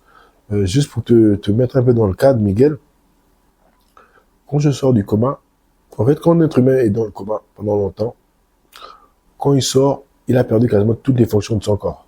Ok. En fait, le corps ne sait plus fonctionner comme avant. Et tu perds tous tes muscles. OK? Notamment les muscles de la gorge. Donc, quand tu sors du coma, ton premier gros travail, tu penses même pas à marcher ou à courir. En fait, tu penses à survivre parce que à chaque fois que tu avales la salive, en fait, ça va dans les poumons. Ok. Donc, Ouais, on revient à des... tu reviens à des basiques de chez basiques, quoi. En fait, ton œsophage, ou je sais pas comment on l'appelle, ta gorge, je sais plus comment, quand tu manges, où ça part, ou, tu vois, en fait, ça va n'importe comment. Tu as plus les muscles de la gorge qui te permettent de fermer, la partie respiratoire et ouvrir la partie, pour l'alimentation. Donc, on doit te réapprendre à respirer, parce qu'au début, tu es dans les machines. Je me souviens, j'avais une machine où on m'a dit, si on n'arrive pas à te sauver de cette machine-là, une sorte d'oxygène, là, tu es obligé de te trimballer avec une bouteille d'oxygène tout le temps. Tu as dû voir des gens, des fois, que tu vois, avec l'oxygène tout le temps. C'est des gens, en fait, à un moment donné, ils n'arrivaient pas. Tu vois. J'avais une trachéo, donc c'est un trou qui est dans ton cou, qui te permet de brancher les appareils respiratoires. Et c'est aussi, la trachéo aussi, si tu ne fais pas l'effort nécessaire que ton corps prenne le dessus en termes de respiration, tu auras la trachéo là toute ta vie. Tu vois. Et donc, c'est des petits steps comme ça où tu passes tes étapes. Par exemple, la machine, au départ, on dit juste il faut que tu arrives à rester 2 heures sur la machine. Tu fais 2 heures, après tu es 8 heures, après une demi-journée, après 24 heures, après 48 heures, après 12 heures. C'est à partir de 12 heures où on a fait tous les tests, on voit maintenant que bon, tes poumons ont pris le relais quand on se de tous ces trucs-là. Mais toutes ces étapes-là, c'était comme une médaille olympique. Là. Absolument. C'est très difficile. Et c'est très, très, très fort. Et moi, quelque chose qui m'a beaucoup, beaucoup aidé, hormis l'amour, hormis la famille, hormis ma femme, mes enfants, c'est la méditation. Tu vois, j'ai toujours été, avant mon accident, je suis quelqu'un j'ai fait beaucoup de yoga. J'ai fait énormément de yoga avant mon accident. Et donc, je méditais déjà beaucoup avant. C'est peut-être l'une des armes qui m'aidait à vraiment passer le cap à partir de cette phase-là, quoi. Du coup, aujourd'hui, j'arrive, quelle que soit la douleur que j'ai sur moi, et pour te dire un autre truc que moi-même j'ai vu avec mon handicap, tu vois, avec la tétraplégie, là où moi je parle, moi j'ai des sortes d'électricité partout dans le corps. Ok. Là, on parle tout de suite, quoi. Ok. C'est comme si, imagine quand tu te fais électrocuter. Ouais, des petits shots. J'ai des chocs. Là, je te parle, là, tout mon corps, c'est comme ça. Ok. Et au début, je n'arrivais pas, c'était atroce. Tu vois, tu prends un médicament pour ça. Moi, j'ai dit non. J'ai arrêté ces médicaments-là. Et du coup, avec la méditation, mon corps s'est adapté à ça. Tu vois. Ça dénote d'une grande force mentale. Hein. C'est dingue. C'est vraiment impressionnant. Et je pense que je parle toujours de destin unique. Je pense que avec ça, avec cette situation, tu apparais même plus fort. Je pense que peut-être que tu le conçois pas comme ça, mais survivre à ça, avec ce que tu me dis, tu apparais beaucoup plus fort que quelqu'un qui est peut-être un peu plus sensible à des événements plus anodins ou plus simples ou moins complexes à gérer. Et ça, c'est une force mentale inouïe. Écoute, vu ma position, c'est question de survie. Et aussi, c'est aussi montrer des exemples à mes enfants que, en fait, pour moi, théoriquement, je suis sorti de la mort. En parlant de miracle, je suis certain que je sais pas, c'est un miracle. Pour te dire, il y a 3 mois, j'ai retrouvé le chauffeur qui était à l'époque qui conduisait la voiture, que j'ai pas vu il y a 3 ans. Et parce qu'il m'a raconté, puisque il y a des passages qui étaient inconscients, donc il m'a raconté l'accident de son point de vue. Son point de vue. Apparemment, quand on fait l'accident, on était dans une forêt. Et ça, je me souviens quand même, il y a 2 messieurs qui étaient allés chasser, qui sortent de la forêt à ce temps-là. C'est ceux qui nous donnent nos premiers secours. T'imagines le miracle, combien de personnes vont chasser la nuit à 2 heures du matin. Des chasseurs. Tu vois ce que je veux dire, quoi. Ouais. Non, je vois, T'imagines, il pleuvait, ceux qui nous donnaient les premiers secours. Et un autre miracle aussi, un truc de ouf que j'ai découvert à ce moment-là. Moi, je savais pas qu'au nord du Bénin, la zone Tchao, Parakou, là, il y avait une poche Nago là-bas, des gens qui parlaient un peu Yoruba. Ils sont arrivés, ils sont installés. Exactement. Après, il y a un trou et ils sont encore de l'autre côté. Tu vois ce que je veux dire? Moi, je savais pas. Et du coup, les gars, ils parlaient pas français. parlaient Nago. Ils parlaient Nago. Et donc, j'ai pu converser avec eux. C'est quand même dingue, tu vois, pour leur dire non, je me sens pas bien porté, moi, comme ça. J'ai pu échanger avec ces gens-là, tu vois, à ce moment-là. Et donc, voilà, ce qu'il me dit le chauffeur, c'est que quand les gars, ils sont arrivés, le chauffeur, lui, il était affolé. Apparemment, les gars, ils ont dit, ah, le monsieur là, il est mort. Ok. Ils ont dit, ah, ils ont quand même été, mais la personne qui était avec toi dans la voiture est morte. Et lui, il me raconte, c'est là où il s'est affolé encore plus. Et donc, il me raconte qu'en fait, à un moment donné, là, il m'a mis le genou sur la poitrine. Et c'est à ce moment-là que je reviens. Ok. Ouais, revenu de loin, quoi. Ouais. Tu vois, et pour moi, c'est encore cette main invisible là qui est encore, peut-être que j'ai encore beaucoup de choses à faire ici. Carrément. Et que c'est pour ça que il a besoin que je reste, quoi. Et justement, ça permet de transiter aussi. Je sais que je l'ai refait ce chemin encore plusieurs fois.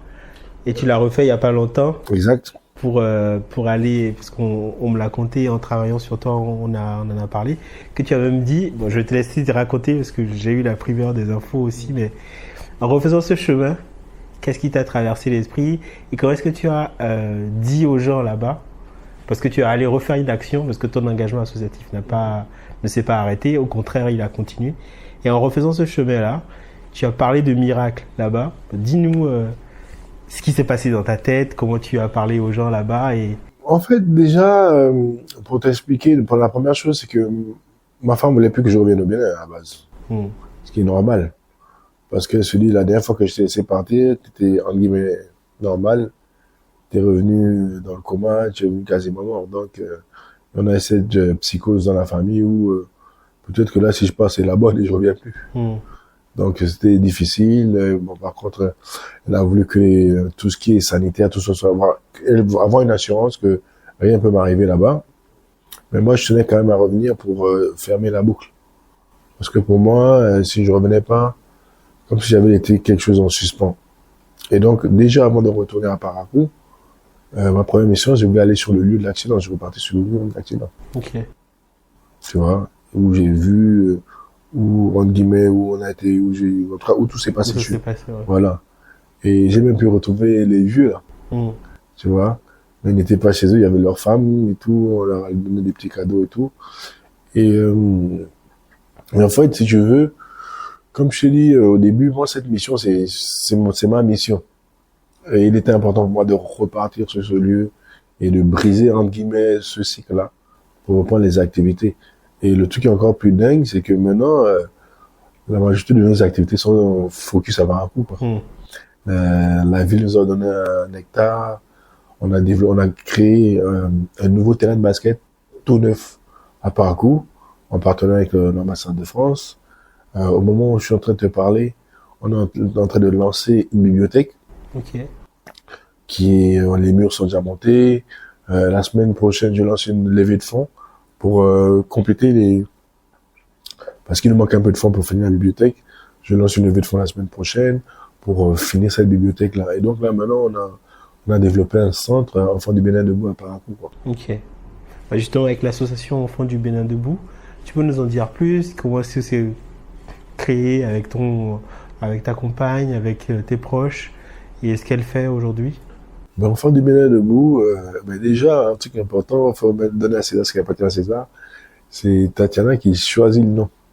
Okay. Quand je choisis le nom de l'association et tout, et on parlait, il fait, ah, mais votre hymne national et tout. Je dis, ah ouais, Enfants du Bénin Debout. Je chante, tu me dis, ouais, mais ce serait bien Enfants du Bénin Debout, tu vois, puisque ce qu'on met en place, c'est pour éveiller les consciences des jeunes et tout ça et tout ça. Et donc, c'est comme ça qu'on choisit le nom Enfants du Bénin Debout. Et aussi, ça connecte facilement à la majorité des jeunes béninois parce que ça fait partie de l'hymne national. Et donc, voilà, on fait beaucoup de camps de basket et en fait, on utilise le sport pour éduquer les jeunes. Okay. On est parti très tôt en se disant, si tu vas voir un jeune, tout ce que tu dis, je vais te parler de leadership, parler d'entrepreneuriat, parler de santé, parler de ci ou de ça, ils vont pas t'écouter. Mais si tu dis, tiens, je fais un événement de sport, et lors de ton événement de sport, maintenant tu leur dis, voilà, prise de parole. Là, on a évolué dans plein de choses maintenant. Et on a impacté des milliers de jeunes béninois, des milliers de jeunes africains. Aujourd'hui, on est fiers, on a plusieurs jeunes qui ont eu la possibilité d'aller étudier aux États-Unis, comme moi j'ai fait à l'époque. On en a qui vont peut-être, il y a même un qui peut-être avec un peu de chance l'année prochaine va dans NBA, qui sera une fierté pour nous.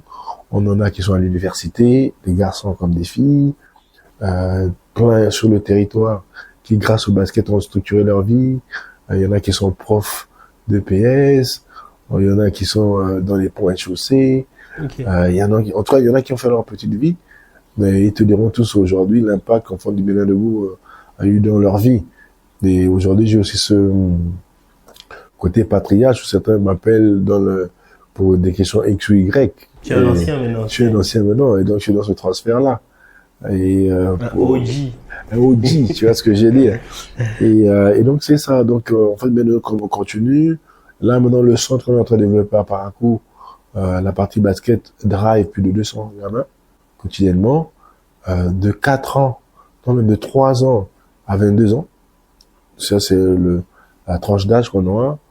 On a des jeunes, il y a un jeune maintenant qui connaissait c'était pas quoi le basket il y a 1 an. Aujourd'hui, si je te montre ces vidéos, il dribble les 2 mains sans regarder. Un petit de 3 ans et demi. Quand on a fait le terrain, il était bébé, parce que sa mère, on a des dames qui cassent les cailloux, là, les graviers, à côté du terrain. Voilà. Et donc, c'est comme ça qu'il a découvert le basket. De petit, je joue les 2 mains maintenant, tu vois. Pour te montrer l'impact du basket, l'impact du sport dans la jeunesse. L'année dernière, on a passé aussi un cap. Pour la première fois dans l'histoire du Bénin, on a amené des jeunes de moins de 15 ans en France pour un tournoi. Et là, on va le refaire cette année. Et l'idée, c'est vraiment de donner le maximum d'opportunités à cette jeunesse béninoise qui a pu s'émanciper et se développer grâce au sport. Ok. Belle transition. Chapitre basket. Donc, ceux qui aiment le basket n'ont qu'à rester. Évidemment, à côté de cet engagement associatif, tu as un engagement aussi d'entrepreneuriat ou d'investissement dans le basket. Tu as un club de basket aujourd'hui. Tu es à la tête d'un club de basket. D'où vient l'idée? Comment tu gères ton club de basket? Quels sont vos enjeux aujourd'hui? Et comment est-ce que vous vous situez dans le championnat béninois, enfin, les ambitions? Voilà, je viens en savoir plus. Déjà, c'est rare d'avoir des entrepreneurs dans le sport, en plus dans le basket. Donc, vas-y. Mais en fait, c'est tout simple. C'est une continuité de mon engagement associatif. Et il y a quelques années, grâce au leadership du gouvernement, on a décidé de professionnaliser le sport au Bénin. Donc du coup, aujourd'hui, le Bénin est un des rares pays d'Afrique noire et d'Afrique francophone où le sport est professionnel. On se rend pas compte. Les jeunes Béninois qui jouent dans la plus grande ligue, donc la première division, sont payés pour jouer au basket. C'est quand même une innovation inouïe. Et donc, en regardant ça, à la base, je voulais joindre un club qui est à Cotonou, à Porte-Nouveau, apporter ma connaissance du basket moderne, du basket business pour les aider. Et en échangeant avec différents partenaires qui ont les clubs, l'idée est venue, en fait, l'idée est venue de dire, j'ai vu qu'il y avait quand même une disparité entre le nord du Bénin et le sud du Bénin. Les plus gros clubs, c'est les clubs des grosses sociétés, ils sont là. Abomey, Cotonou, voilà. C'est ça. Le secteur le basket. secteur, voilà. Et tu vois, ils ont plus de financement, voilà. Et au nord, c'était un peu dur. Et donc, du coup, en observant la carte un peu du basket béninois, je vois une équipe qui est à Parakou, qui s'appelle Aspal, qui, malgré tout, tenait quand même tête aux équipes du Sud. Et c'est brouillé vraiment pas mal. Et du coup, je me suis dit, tiens, c'est peut-être ça l'opportunité d'aller apporter une pierre à l'édifice et de renforcer cette équipe-là. Et l'idée aussi, c'était vraiment de faire ce qui se fait de mieux ailleurs, en termes de business, de marketing, de visibilité, de communication. Voilà, on n'a pas réinventé la roue. On a la NBA, on a les grosses ligues européennes, c'est voilà, faire ce qui se fait là-bas et adapter au niveau béninois. Et donc, ça fait 5 ans maintenant, on est dans les 6 années maintenant. C'est un peu après le Covid qu'on arrive là. Et on commence avec quelques amis. On récupère le club, donc qui était amateur. On l'aide à passer pro. On a mis plein de choses en place. Aujourd'hui, beaucoup de gens nous ont copié parce que on a montré l'exemple. Et ce qui est bien, donc en termes de branding, en termes d'image, en termes de photos, on a mis des trucs en place comme le Media Day. Avant la saison, on fait un photoshoot pro, comme NBA. On fait un photoshoot pro avec les joueurs. On donne des nouveaux équipements frais. On fait en sorte que les gars, ils ont les ballons, qu'ils ont tout ce qu'il faut. On organise bien les voyages des joueurs, on organise des matchs amicaux à l'étranger. On a mis plein de choses en place et l'équipe a vraiment grandi. L'année où on arrive, on va en finale du championnat. On perd difficilement de 4, 5, 6 points. L'année d'après, on est troisième. Après, on a enchaîné pas mal. Mais ce qui est intéressant, c'est on n'a jamais été en dessous des 4 premiers. L'idée, c'est toujours, quel que soit ce qui se passe, qu'on soit dans les 4 meilleures équipes nationales. Et donc, c'est ce qu'on a toujours fait. Cette année, on a terminé 4e. Et donc, on continue de se battre comme ça. Et là, on a rechangé notre stratégie. Déjà, nous, notre stratégie à la base, c'est d'avoir une équipe jeune. Okay. Et ça, on l'a fait délibérément. Sinon, je pense qu'on aurait pu être champion si on allait prendre quelques vieux, histoire d'amener l'expérience, quelques anciens, Côte d'Ivoire, Nigeria. Exactement. Mais on s'est dit, non, on va rester sur une équipe jeune et on va continuer à les faire performer, les faire évoluer. Et c'est ce qu'on a fait. Et là, cette année, on a intégré un autre volet où on a mis 1 ou 2 jeunes de 16 ans avec l'équipe et on a commencé à les mettre dans l'équipe pour les faire performer, tout ça. Et l'année prochaine, ça va être une très belle saison. On a une belle équipe qui va arriver. On va vraiment faire des trucs extraordinaires au niveau national et sous-régional. Ok, c'est très bien. Et donc, merci pour ce petit chapitre sur ton équipe Aspal. On va rentrer, vu qu'on est toujours sur le chapitre basket, la séquence basket fan, et je vais te poser des questions simples. Je te demanderais peut-être d'expliquer un peu. Alors, ça rentre aussi dans la philosophie de vie et de jeu. Carrément. Kobe ou Jordan, déjà, pour toi? Kobe ou Jordan? C'est ça la question? Parce qu'il y en a qui vont dire Jorby. Ah ouais, Jordan, c'est pas mal. Mais non, mais est-ce qu'on peut avoir un joker On peut avoir un joker, mais derrière, il faut expliquer pourquoi on met ce joker-là. Pour être honnête, je pense que... Et après, je poserai la question du GOAT. Non, moi, je pense que ma réponse va te dire tout. Hein. Ça répond à tout. Il n'y a pas de chapeau Michael Jordan. Okay. Michael Jordan, tout simplement parce que Kobe Bryant s'est inspiré de lui. Donc, si tu t'es inspiré de A, donc c'est A qui est bon plus que B, quoi. Tout simplement. Même si j'adore Kobe, quoi. Absolument. Je pense que ça, on dit souvent que Kobe est le fils de Jordan, mais justement, tu sais, moi, je vais te donner une autre réponse à ça. Ok? Et ça peut être répondre à la question du GOAT. Ok? On te prend, toi, tu dis Miguel. On te met sur un fauteuil éjectable. On appuie le bouton.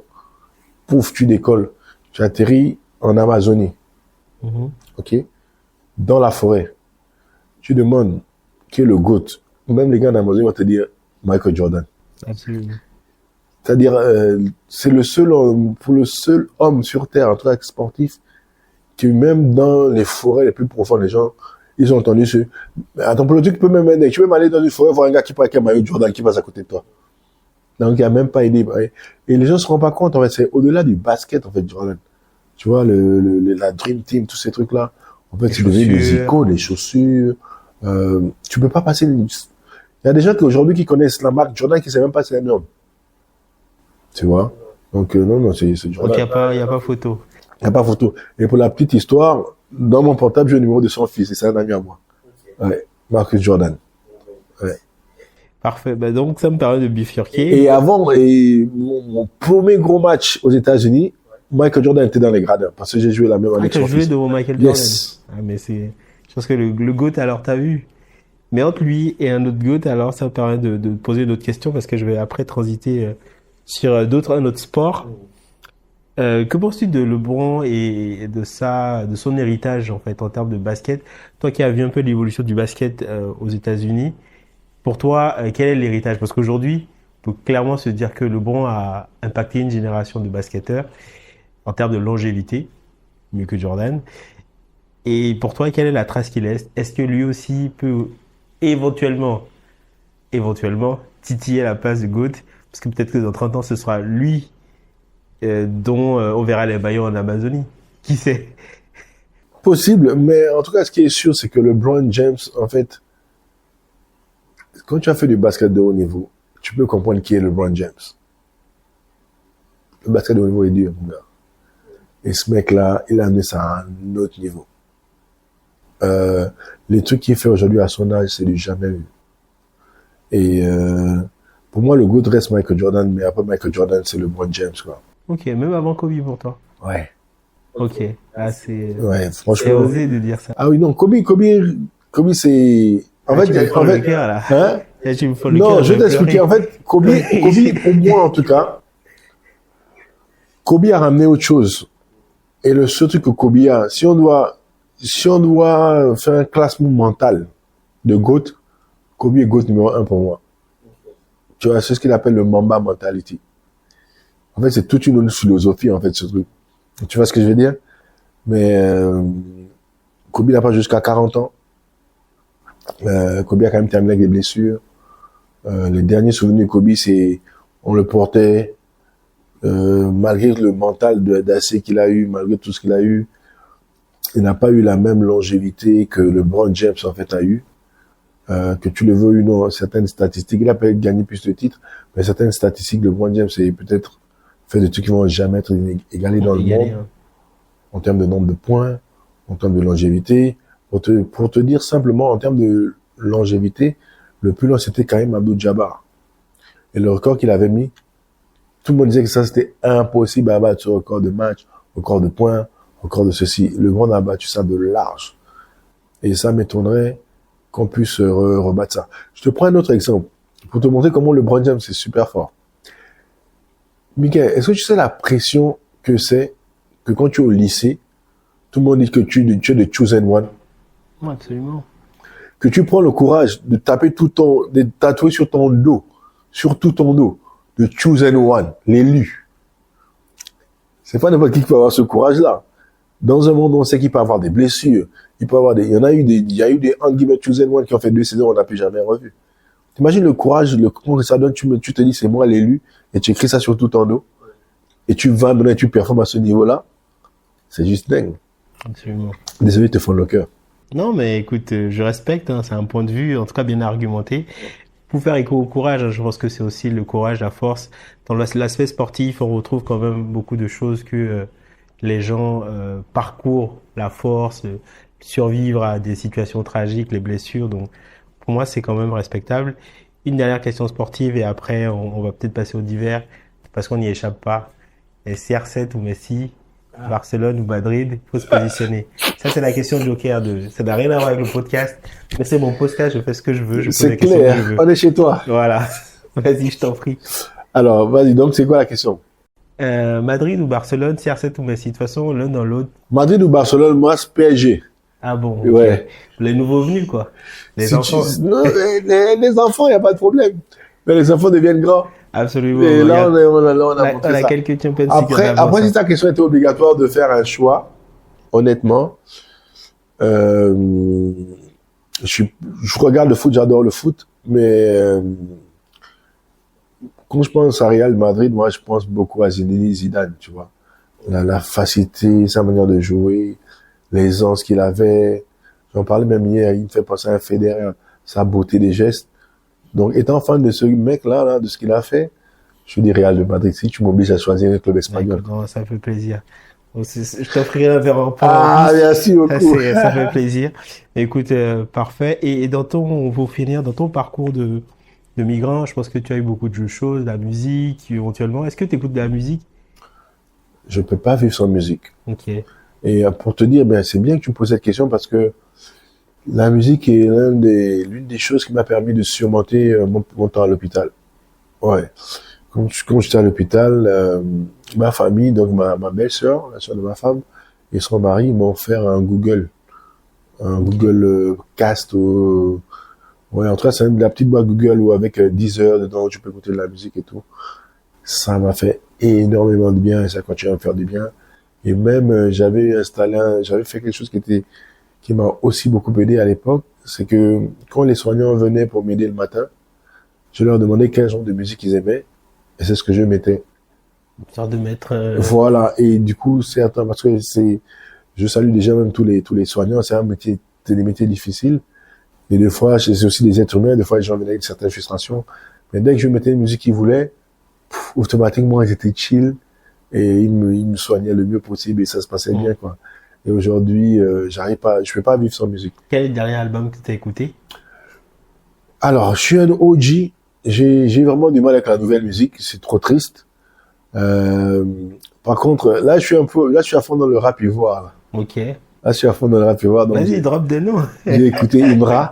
Eh ben, écoute, Que j'écoute, ok. j'aime bien Le Chété? le Chété, j'aime bien Oran, j'aime bien Banger. Ok. Et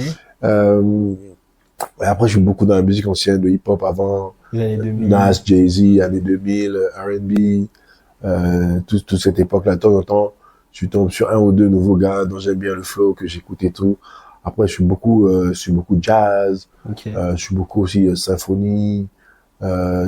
Ou jeune, mon spectre musical est super large, Large. quoi. Je peux t'écouter du Makossa, du Kofi, du Fally Poupa, de Angélique Kidjo, des sons Yoruba, de la musique Yoruba. J'aime beaucoup les Yoruba, donc King Wasiu, Kwam, tu vois. J'aime beaucoup ce genre de musique-là. J'ai baigné dedans quand j'étais gamin. King Sunny Ade, tu vois, les Fela à la brute. Là, j'adore pas mal ce qui sont en afrobeat aussi. Je suis une grosse fan d'afrobeat parce que tu retrouves des consonances de Fela, de Femi Kuti, tout ça. Et puis l'afrobeat et la nouvelle world music. Et Il y a tellement de syncrétisme, du rap, du hip-hop. Exactement, tu te retrouves dedans. Tu vois, quand tu écoutes du Burna Boy, du Wizkid, voilà, tous les noms. Là, récemment, j'écoute bien Adekunle Gold, là. J'aime bien aussi, parce que lui fait un peu du Fuji à l'ancienne, mixé un peu avec l'afrobeat, il fait pas mal de trucs. Ouais, c'est plus fin, c'est plus c'est plus fin, c'est plus typique. C'est plus typique. Voilà, quand tu as un bon Yoruba, là, il y a des sons, tu sais de quoi, un mariage, un baptême, tu vois. Et non, je suis très, très ouvert musicalement. Et même pour te dire, là, quand je suis à Cotonou, là, récemment, là, ce que je suis allé faire, je suis allé m'acheter une grosse enceinte que j'ai mis à la maison. Quand je rentre, je mets la musique à fond, quoi. Je ne vais pas rester sans musique. Ok. Clair et net. Bon, ben, parfait. Écoute, je te conseille d'écouter. Ce podcast sera disponible aussi sur une plateforme de musique qu'on appelle Stream. Ok. Et je pense que tu pourras aussi découvrir des nouveaux sons afro. Ah, très bien. Je pense que je te fais un petit balance-moi le passe lien. décisive dessus. Ouais. Et donc, recommandation ça. exclue. Mais écoute, voilà qui vient conclure ce podcast. Je pense qu'on pourra en parler encore des heures et des heures. Bon, je te jure. Nous sommes ravis, en tout cas, je suis ravi d'avoir eu cet échange avec toi. Bah, je retiens de ton parcours, avant de te laisser le dernier mot, que tu as un destin unique, plein d'engagement, d'émotions, de miracles et de choix de vie, de toujours te battre face à l'adversité, de ta paire de baskets jusqu'aujourd'hui. Et je te trouve inspirant pour des jeunes comme moi, pour des gens qui ont migré, qui ont voyagé, qui sont revenus. Je te trouve inspirant sur l'aspect engagement associatif. Et je pense que pour ça, je tire mon chapeau et je te félicite. Je t'encourage à, en tout cas, faire beaucoup plus. Ce que tu as fait a déjà marqué des gens et je pense qu'on se rappellera de toi. Et pour ton dernier mot, je te dirais, que veux-tu qu'on dise de toi dans un siècle sur ton épitaphe, ou si tu veux qu'on retienne les choses de toi, qu'est-ce que c'est? Et je te laisse le dernier mot. Voilà, je te laisse conclure. Écoute, merci beaucoup Miguel. En tout cas, c'était un plaisir d'échanger avec toi aujourd'hui. Et comme tu sais, c'est mon premier podcast. Et j'ai vraiment aimé l'exercice. Et c'est un truc que j'ai pas mentionné. Tu vois, aujourd'hui, on parle d'inspiration. On a parlé de GOAT, on a parlé de tous ces grands athlètes-là. Et je tiens à mentionner quand même que ma source d'inspiration, à la toute base, au tout début, quand j'étais enfant, c'est ma mère, qui malgré le fait qu'elle soit partie jeune, elle m'a montré de la résilience. Ces dernières années, c'était des années de combat, mais à aucun moment elle nous a laissé sentir ça. Elle s'est toujours battue, elle n'a jamais trouvé d'excuses pourquoi elle va pas se faire ci ou ça. Et je tiens quand même à saluer toutes les mères. Bisous à toutes les mères. Ouais, bisous à toutes les mères. On vous aime. On vous aime vraiment. C'est vous. Vraiment. C'est elle les gouttes. C'est vous les gouttes. C'est elle les gouttes, tu vois. Ouais, et voilà, ma mère, c'est vraiment le GOAT, c'est elle qui m'a donné la force, l'inspiration. Et une fois, mon père est venu me voir à l'hôpital à Paris. Et c'est ce qu'il m'a dit, quoi. Il m'a dit, en fait, mon père même, parce qu'aujourd'hui, a tout du mal avec mon handicap. Et il m'a dit, en fait, j'ai jamais vu quelqu'un aussi fort que ta mère. Et là, c'est ce que je vois, quoi. La résilience qu'elle avait, je vois la même résilience. Et je pense que les gens disent que je suis inspirant, je sais pas. Mais moi, j'aimerais que ce que les gens retiennent, c'est quelqu'un qui est passé sur Terre, qui a eu sa vie, qui a eu beaucoup de ups and downs, et qui a été résilient, mais qui n'a pas cessé de se relever, en fait. Et ce que je peux dire aux gens, c'est que tous les gens qui écoutent aujourd'hui ont probablement un truc qui ne va pas dans leur vie. C'est certain, il n'y a jamais quelqu'un qui a une vie qui est linéaire, où tout est bien. Tu n'as jamais ça sur Terre. Mais dis-toi que quand tu écoutes ce podcast, et ce que je veux que les gens retiennent, quelle que soit la difficulté où tu es aujourd'hui, quels soient les problèmes que tu as, que ce soit physique, financier, etc., si tu te concentres et tu te mets à fond dedans, tu vas te relever. Et moi, c'est ce qu'on retient. Je veux qu'on retienne de moi plus tard. Et je veux aussi passer ce message aux gens que vous allez toujours vous relever. Moi, j'étais vraiment, je pense que j'ai frôlé la mort. Et si moi, j'ai eu l'opportunité de frôler la mort et de me relever, vous pouvez vous relever. Ça, c'est le premier truc que je veux dire. Le dernier truc, c'est de dire aux gens, on peut avoir des excuses pour tout. Tout le monde a des excuses valables. Mais quelle que soit la situation, laissons les excuses et faisons ce qu'on a à faire. Et si on allons atteindre notre potentiel pour lequel Dieu nous a créés, et allons à fond. Je termine avec une petite anecdote récemment. J'ai mon coach, un de mes coachs qui m'appelle, sur lequel j'avais mis une mission. Et je lui dis, mais pourquoi t'as pas réalisé telle mission? Et il m'a sorti plein d'excuses, qui sont des excuses valables. Il était malade, il avait mal au ventre, il avait ceci, il avait cela. Et je lui ai raconté un peu, moi, ce qui se passe dans ma journée le matin, pour juste me mettre au fauteuil toutes les étapes qu'il y a là. Et je lui dis, j'ai 3 milliers d'excuses plus que toi, mais je ne me dis jamais, je n'ai pas fait ça parce que je suis handicapé ou parce qu'il y a ça. Je peux dire à mon patron, tu sais que je suis handicapé, donc c'est un peu compliqué pour moi de me réveiller tôt. Mais non, si mon patron me dit d'être à 7 heures du matin, tout en sachant que pour me préparer pour que je sois au fauteuil, il me faut 2 heures, je me réveille à 5 heures du matin, pour être là à 7 heures du matin. Donc, surtout pour les jeunes qui vont écouter ce podcast, arrêtons de trouver les excuses. Parce que il y a toujours quelqu'un qui a le plus de problèmes que toi. Et battons-nous. Donc, voilà. Atteignez votre potentiel et soyez résilients. Et la vie est pleine de bonheur.